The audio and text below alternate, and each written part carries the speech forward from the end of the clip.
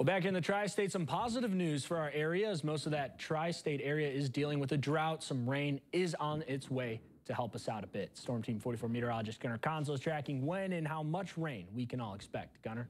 Yeah, so a lot of that rain is going to be happening within the next 48 hours. So now is the time to kind of timeline what we can expect and when.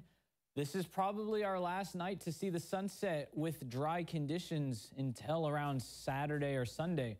So try to enjoy it. You got until 7:03 to enjoy the daylight before the sun goes down. Today is a whole 2 minutes, 25 seconds shorter than yesterday. So September is when we start to bleed daylight. We lose lots and lots of minutes each and every day. And we are expecting 6:30 sunsets within the next 3 weeks. So we're starting to lose a lot of daylight. All the more reason to enjoy this evening while you can. It's going to be hot, but it's going to be a dry heat. But we are going to be noticing increasing clouds from the south.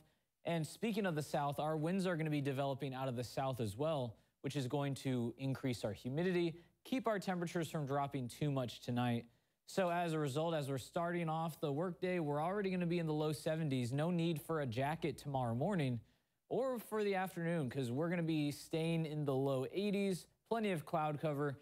And then this is when we start to see the remnants of what is now Hurricane Francine reaching the tri-state late tomorrow evening into the early night. So we're expecting the remnants. Right now it's a Category 2 hurricane. Winds are 100 miles per hour. But this will weaken as it approaches the tri-state. We're not expecting anything but some breezy conditions. I'm talking wind gusts up to 20 miles per hour. Nothing we can't handle. But what we couldn't handle is a lot of rain all at once because things are so dry. And as we head towards our Thursday evening, it's going to be expected to be already a tropical storm by tomorrow evening and already going to be seeing some rain chances develop around 6 p.m. Thursday into tomorrow night. So some light showers expected, but then you can see a lot of heavy rain bands develop. Now, I wouldn't say that this is exactly where that heavy rain band is going to set up. If we're lucky enough, it'll be weaker. If we are unfortunate enough, it could develop outside of the tri-state. But whoever sees this heavy band will see some pretty substantial rain totals.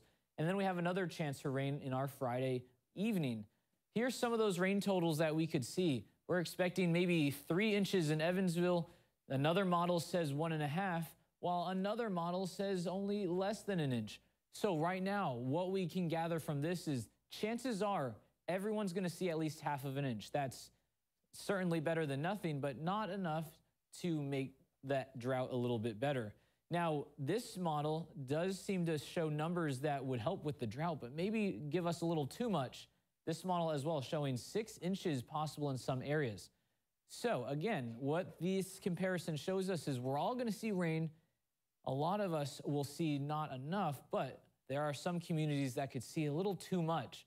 And that's the main concern, and that's why we have impacts possible Friday and Saturday for localized flash flooding.